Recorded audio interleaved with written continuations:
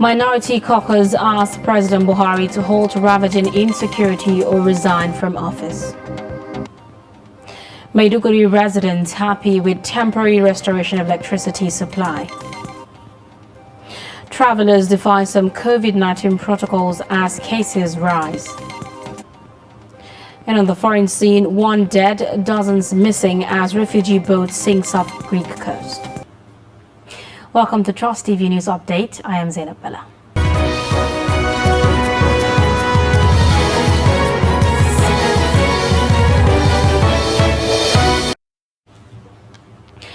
The news in details. Now, members of the People's Democratic Party (PDP) caucus in the House of Representatives on Wednesday urged President Muhammadu Buhari to wake up and save Nigeria from the grips of rampaging terrorists, bandits and kidnappers holding the country to ransom. Otherwise, he should resign. The caucus, in a statement issued by its leader, Rep. Kingsley Chinda, PDP Rivers State, noted that the bloodletting unleashed by the hostage takers, which has gone unabated, alleging that the president shows lack of capacity to bring the killers to book, is traumatic. The PDP caucus said it is concerned that Nigeria under President Buhari has been seized by hostage takers, bandits and terrorists who extract ransom demands on the poor and impoverished citizens and turn homesteads, hamlets, villages, towns and cities into killing fields. Chinda said the president is missing in action, and rather than leading from the front as a general, he's leading from the back. Still ahead, suspected bandits have attacked a convoy of over 10 motorists and abducted scores of travelers along Kaduna-Birnin-Gwari Highway on Wednesday. Report says scores of travelers were kidnapped while several motorists attacked by the bandits. This is coming less than 12 hours after bandits on Tuesday night attacked Angwari-Gimbia community in Sabantasha, Chiku local government area in Kaduna, and abducted scores of residents in the area. According to reports, most of the victims kidnappers are traders on their way to Kano. Gunmen have abducted the Adamawa State Coordinator of the National Land Development Authority, Zakaria Raha. Reports say the gunmen abducted Raha while returning home from Makurdi around Grure, a satellite town on the outskirts of the state capital, Yola, which has recently become notorious for kidnapping and other crimes. Raha's family said the gunmen had demanded for ransom but could not say how much. In a related development, gunmen kidnapped the wife of an Adamawa district head, Adu Mustafa Amadu, and his 3 children. Wife of the district head and her 3 children were abducted from their residence at Yoldepati, a community in Yola South local government area. Last year, bandits had kidnapped Adu Amadu, who is the district head of Mayo Farang, who paid 10 million to his captors before his release. Now, police parade a total of 26 suspects arrested for various offences, including a 29-year-old fake medical doctor and others accused of orchestrating a string of abductions and armed robbery operations in Kaduna State. Speaking during the parade of suspects at the headquarters of the Police Intelligence Response Team in Abuja, the force public relations officer Frank Mba says arms, ammunition and various gadgets were recovered from the suspects. He also added that the suspects will be charged to court for their various offences to serve as a deterrent to other criminal elements who intend to commit crimes. Including 1 AK-49 rifle and 3 AK-47 rifles, 7 AK-47 magazines, and a total of 157 rounds of live ammunition. Also recovered from these suspects are assorted gadgets, mostly smartphones from both the Samsung and the iPhone family. I abducted a son of 9 years old from a school, telling him that I will teach him how to use a computer. After then, I now take him from the school. And these are the money I demanded for. was pretending to be a doctor and alert. I go to like a shop and pretend I want to get something and just make a alert to them and go. Why they give me, some give me the product and some don't if they have not seen. I was arrested for snapping and sending of bullets and magazine. I threatened a certain man with them. A social friend of mine and giving them to keep for him that when he's going back to his base, he will come and pick them up. So he left for his base without picking them up. So that is how they were in my custody. Elsewhere, Maiduguri residents have expressed happiness over the recent flash of electricity in the capital. It's been 11 months the city has been without power, which has almost crippled business activities in Borno State. The report. Maiduguri city has been in total blackout for a year. All efforts to fix the power installations that link the state to the national grid continue to suffer disruption from the dreaded Boko Haram group. The state government early this month had promised Maiduguri residents electricity restoration in 30 days' time, and until recently, there was a brief flash of electricity in some parts of the capital. A lot of people come to me and told me that they spend the night with electricity. The light has returned to some areas, like Lunkutu area and some part of Gomari. We have been suffering. It stopped a lot of works. Many things stopped working because our people are suffering. Especially we students, it helps us to read at night sometime. Yes. I heard that when I went to camp, they repaired the light and less than a month they destroyed it again. But we are happy now. The light is back. So we are hoping to get it in our area too. It's not easy. It's not easy to charge phone, to watch movie and other things. So it's not easy, but we have been coping though. But it's not easy.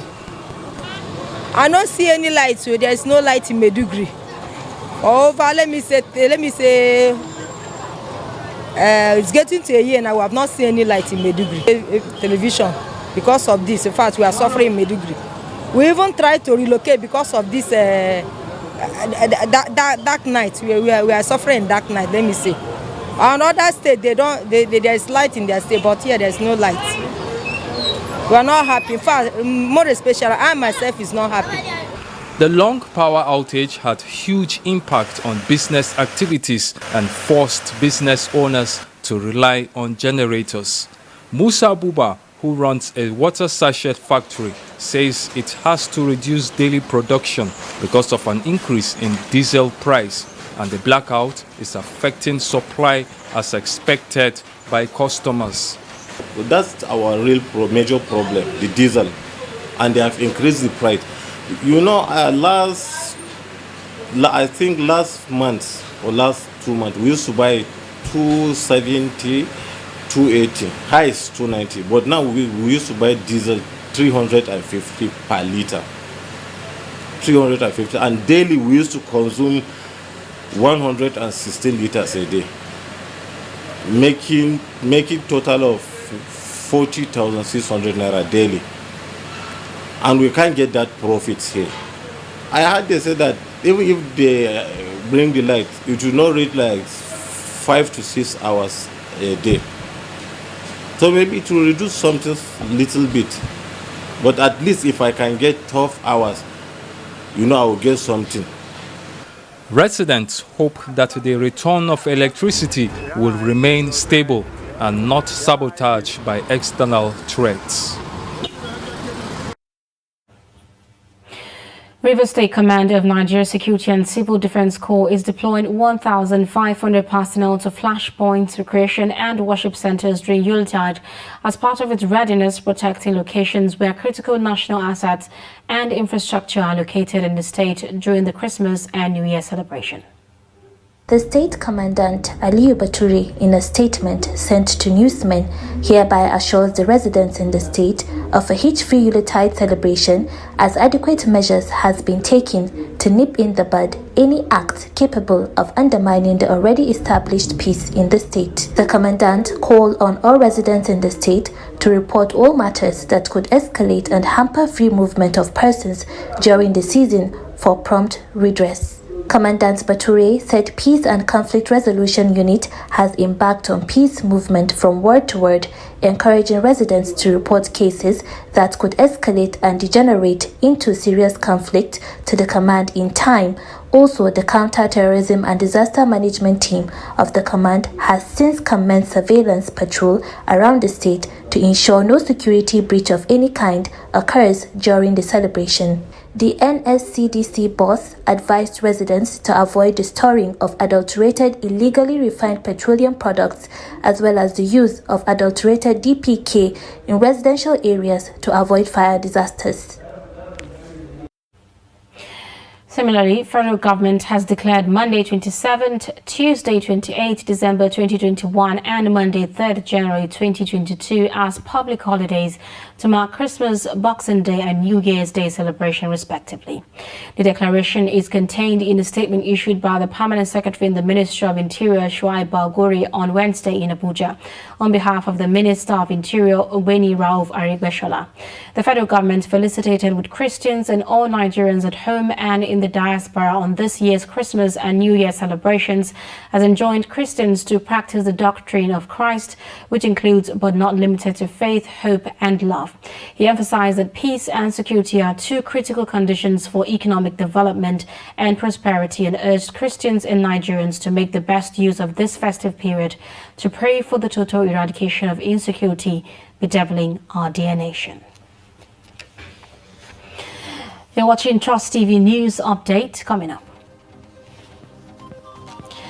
how Christmas festivities affect food prices in Kano.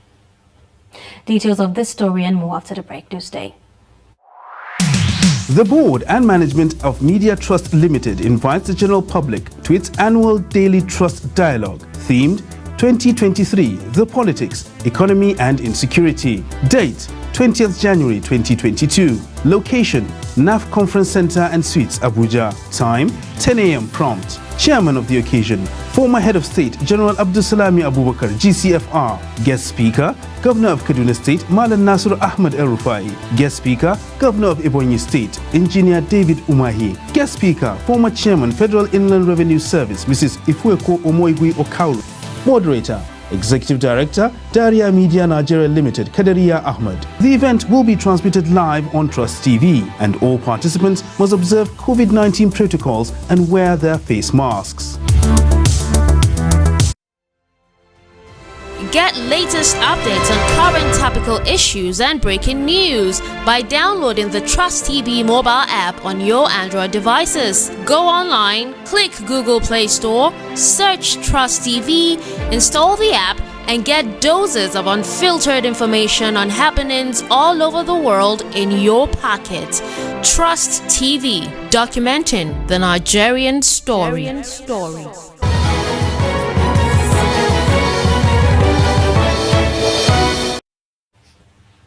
All right, welcome back. If you are just joining us, this is Trust TV News Update. Our top stories. Members of the People's Democratic Party caucus in the House of Representatives on Wednesday urged President Muhammadu Buhari to wake up and save Nigeria from the grips of rampaging terrorists, bandits and kidnappers holding the country to ransom. And Maiduguri residents have expressed happiness over the recent flash of electricity in the capital.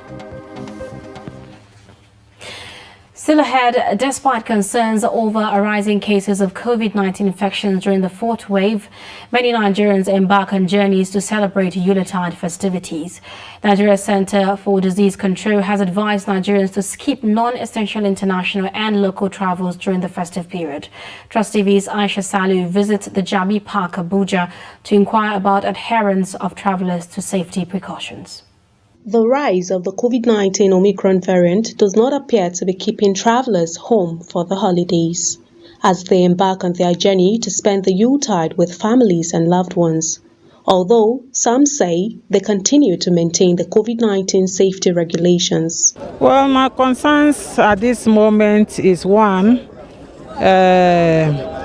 people are not really taking things serious as it should, especially the universal precautionary measures, the washing of hands and the social distancing and the rest, wearing of face masks.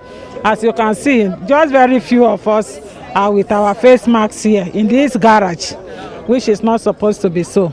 Nigerians are so relaxed, maybe because people, they have never seen very close persons die within them, but I feel everybody should be concerned because this is a global health issue. Well,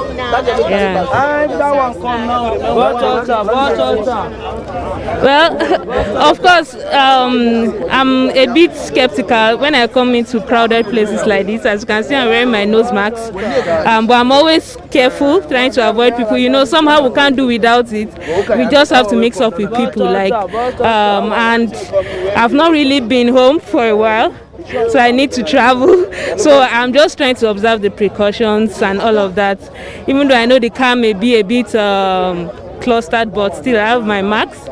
And yeah, that's just my own way of and guiding towards getting too close to people when you're having face-to-face contacts and all of that.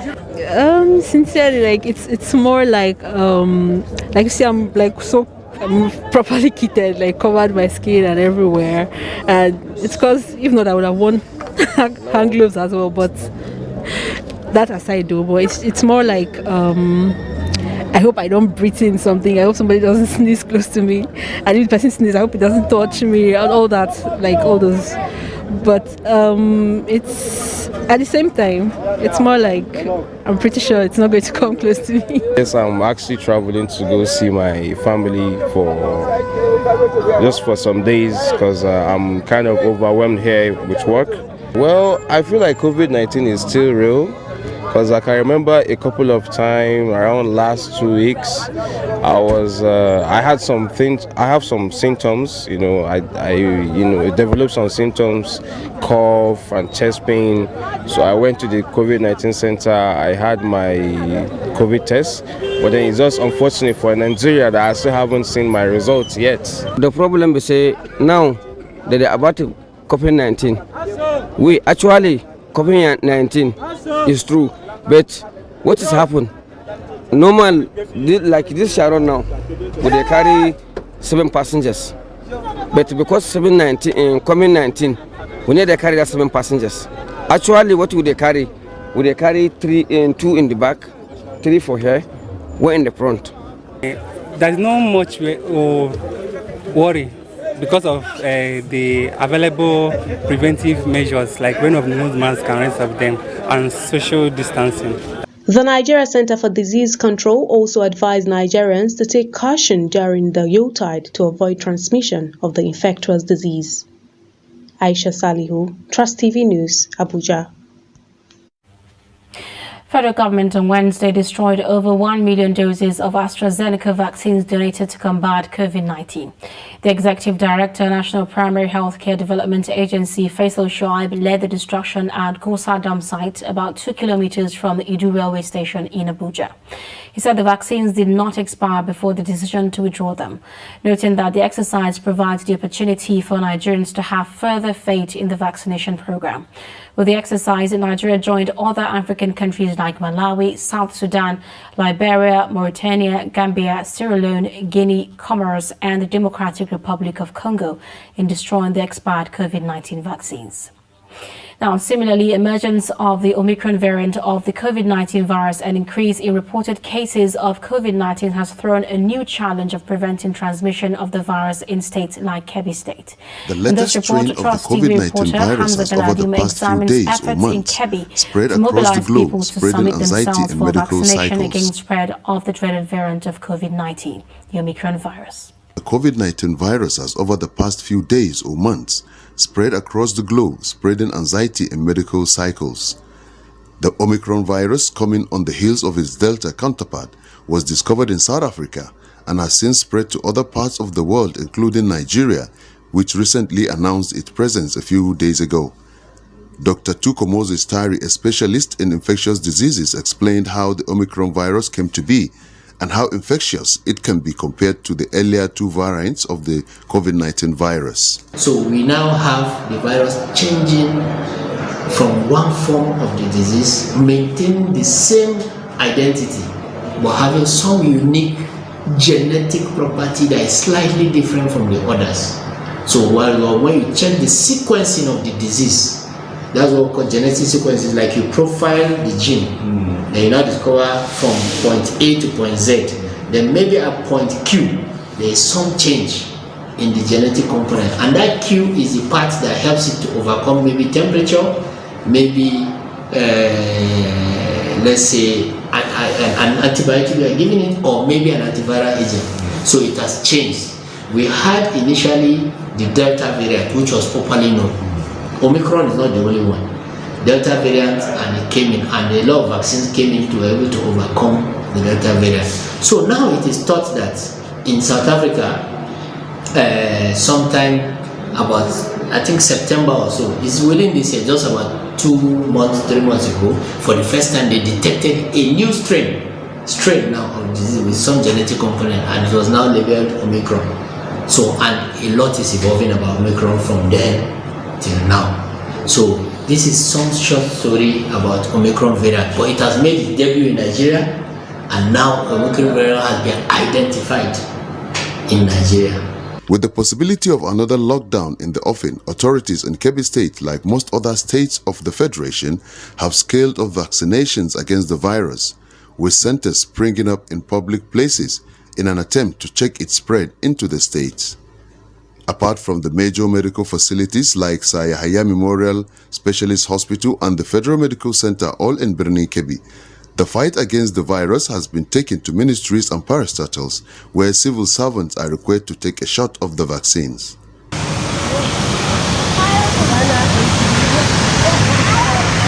However, on the other hand, other safety measures in public places are visibly not in place, as over 70% of people going into public places such as markets, schools and recreational centers do so without wearing a face mask.